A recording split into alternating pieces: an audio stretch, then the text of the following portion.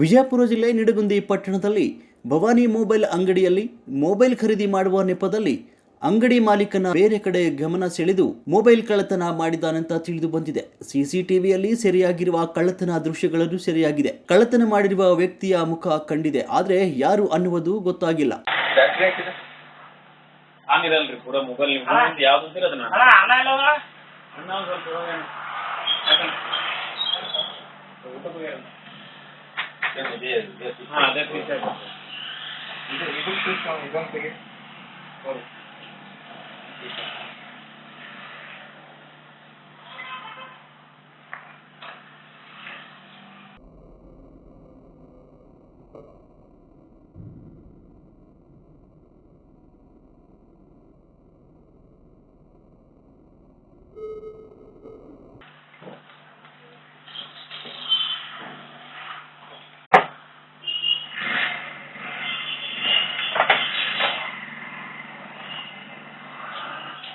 Battery ಆಗ್ತಿಲ್ಲ ಕಮ್ಮಿ ತೋರ್ಸಕ್ open phase ಎಲ್ಲಾರು ತೋರಿಸ್ತೀವಿ.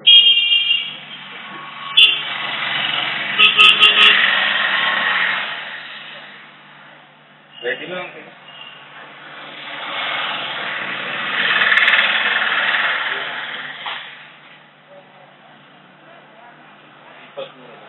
23